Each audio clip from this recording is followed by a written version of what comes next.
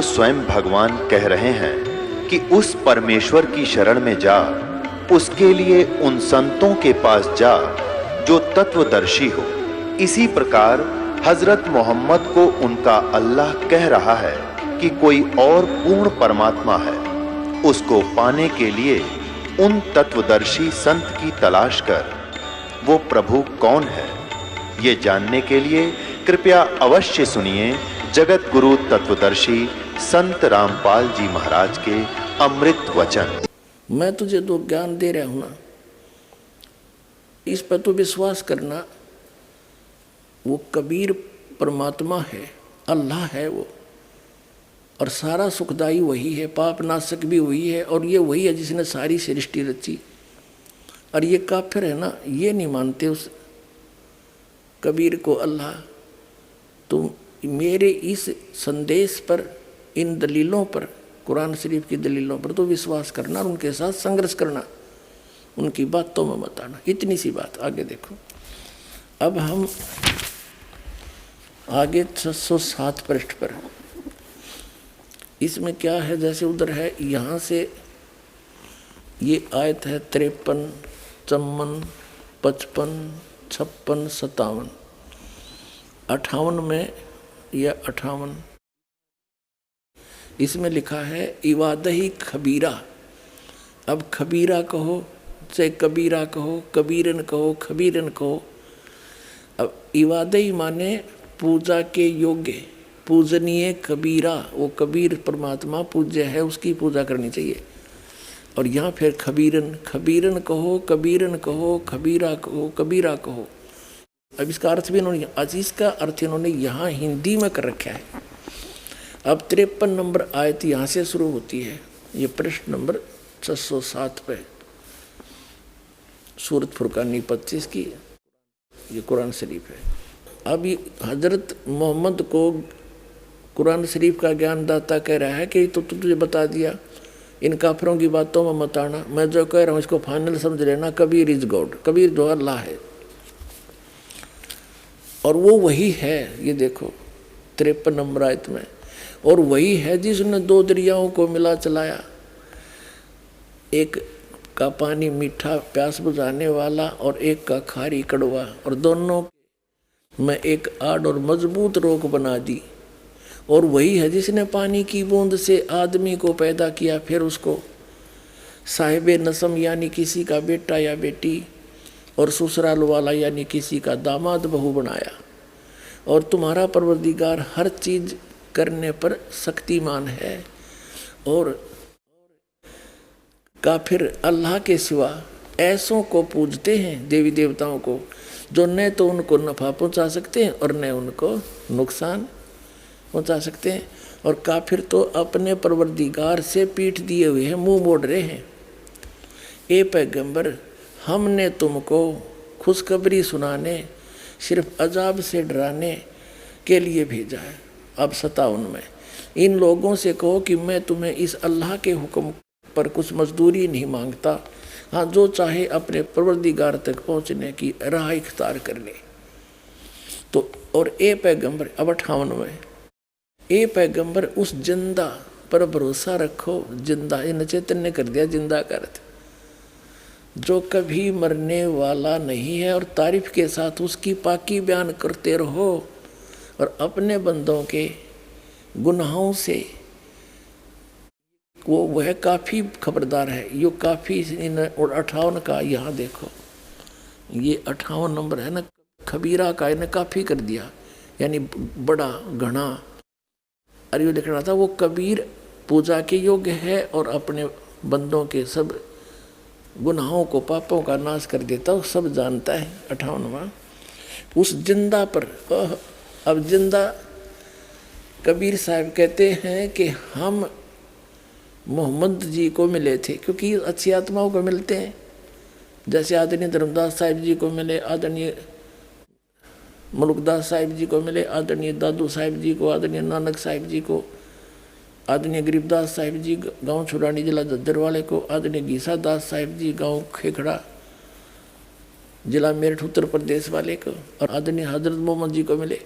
तो कबीर साहब कहते हम मोहम्मद को मिले, और हम मोहम्मद को वहाँ ले गए सतलोक में, इच्छा रूपी वहाँ नहीं रहे हो, क्योंकि यहाँ इनके बहुत से अनुयायी हो गए थे काफ़ी संख्या में, और वहाँ नहीं रहे हो। उल्ट मोहम्मद मैल पठाया, हमने वापस छोड़ दिया। और गुज बीरज एक कलमा लाया, और रोज़ा बंग नमाज दई रे, बिस्मल की नहीं बात कही रे। नबी मोहम्मद नमस्कार है, राम रसूल कहाया, 1,80,000 को सौगंध जिन नहीं करद चलाया। अरस कुरस पर अल्लाह तकत है, खालक बन नहीं खाली, और वो पैगंबर पाक पुरुष थे साहिब के अबदाई। कबीर साहब कहते हैं हम इनको मिले थे जिंदा महात्मा के रूप में, और इनको हम ऊपर लेकर गए, पर इसने हमारी बात मानी नहीं। उल्ट मोहम्मद मैल पठाया, इस शरीर में छोड़ दिया। तो ये फिर कहते हैं गुज बीरज एक कलमा लाया, एक मंत्र है कलमा, जैसे गायत्री मंत्र को हो इस तरह का। और रोजा बंग और नमाज दई रे, हजरत मोहम्मद जी ने व्रत रखन की और आवाज़ लगान की बंग और नमाज करने की बात कही थी, बिस्मल की नहीं बात कही रे। उन्होंने ये बकरे मारने की बात नहीं की, क्योंकि अरस कुर्स पर अल्लाह तकत है, अल्लाह का तकत है ऊपर। अरस के कुर्स पर आखिरी आसमान के आखिरी सतर पर सतलोक रहता परमात्मा। अरस कुर्स पर अल्लाह तकत है, खालिक बिन नहीं खाली। और ये पैगंबर तो पाक पुरुष थे, ये तो पवित्र आत्मा थी, साहिब के अब्दाली यानी परमात्मा के ये कृपा पात्र थे। ये ऐसा काम करें, मांस खाते ये ज्ञान होकर के, ये तुमने अपनी जाड़ के स्वाद में बात बिगाड़ रखी है। कहते हैं नबी मोहम्मद नमस्कार है, वो तो एक आदरणीय महापुरुष थे, राम रसूल कहाया, भगवान का वो पैगंबर कहलाया। और 1,80,000 को सौगंध जिन नहीं कर चलाया। हजरत मोहम्मद जी के कुल 1,80,000 अनुयायी बने थे, उन्होंने कोई मांस नहीं खाता था, यहाँ तक कि ब्याज भी नहीं लेते थे आपस में किसी से, भरी मदद किया करते थे। तो जो आदमी इतना दयालु हो कि ब्याज की पीड़ा भी नहीं देनी, क्या वो मांस खाने की सलाह देगा? तो कहते हैं नबी मोहम्मद नमस्कार है, राम रसूल कहाया, 1,80,000 को सौगंध। कहते पर सौगंध है उन महापुरुषों की, उन्होंने जिन नहीं कर्ज चलाया, उन्होंने तुम्हारी तरह बकरे नहीं काटे। तो यहाँ वही है कि इसमें प्रमाण तो वही है कि कुरान शरीफ का ज्ञान दाता कह रहा है कि तुझे जो जिंदा महात्मा के रूप में मिल रहा था वो कबीर अल्लाह है, और वो सब दुखों का दूर कर सकता है, सब पाप काट सकता है, वो वास्तव में अविनाशी है, उसको कोई मार नहीं सकता। देखिए अब हम फिर पढ़ रहे हैं कुरान शरीफ का सूरत फुरकानी 25, ये अनुवाद है, और यहाँ है ये कुरान शरीफ सूरत फुरकानी 25 का आयत नंबर 58 हम पढ़ रहे हैं। ए पैगंबर उस जिंदा पर, इन्होंने अनुवाद कर दिया, ये नहीं पढ़ना, उस जिंदा पर जो जिंदा महात्मा के रूप में तुझे मिले थे पर भरोसा रखो, जो कभी मरने वाला नहीं है, वो वास्तव में विनाशी है। और तारीफ के साथ उसकी पाकी बयान करते रहो, यानी कुरान शरीफ के ज्ञानदाता से अन्य कोई और समर्थ शक्ति है जिसकी इस तरफ संकेत कर रहा है कुरान शरीफ का ज्ञानदाता। पुण्यात्मा ये समझ लेना, बस इसमें इतना समझना है। तारीफ के साथ उसकी पाकी यानी पवित्रता की बयान माने महिमा करते रहो, वर्णन करते रहो और अपने बंदों के गुनाहों से वह जो कबीर लिखना था, वह कबीर खबरदार है, खूब जानता है, थारे दुखों को खूब दूर कर देगा, वो बालक नहीं है। उसकी महिमा करो, उसका गुणगान करते रहो। आगे देखो 58 पढ़ दी, अब 59 में, अब 59 नंबर हम पढ़ेंगे, 58 पूरी होगी। जिसने आसमानों और जमीन और जो कुछ उनके बीच में है सबको 6 दिन में पैदा किया, जैसा पवित्र बाइबल में लिखा है। फिर तख्त पर जा विराजा, वह अल्लाह बड़ा।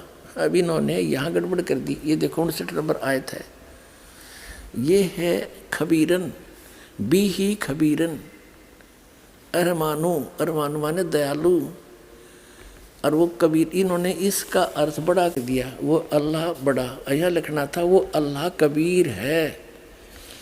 जिसने, या 59 में पढ़ रहे हैं, जिसने आसमानों और ज़मीन और जो कुछ उनके बीच में है सबको 6 दिन में पैदा किया। पवित्र बाइबल वाला व्याख्यान है जो का तो।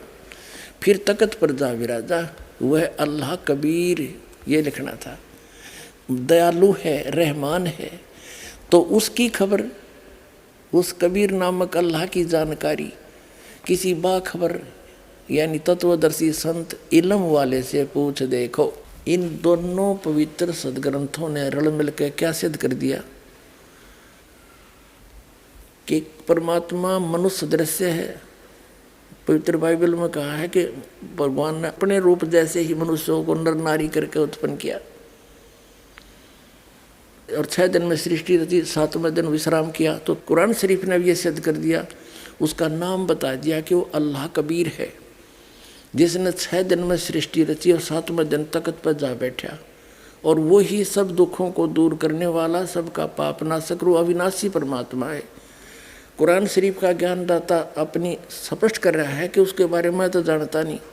उसकी जानकारी, कबीर नामक अल्लाह की जानकारी किसी बाखबर से पूछो, तत्वदर्शी संत के पास जाओ। तो इससे सिद्ध है कि कुरान शरीफ का ज्ञान भी इनकम्प्लीट है।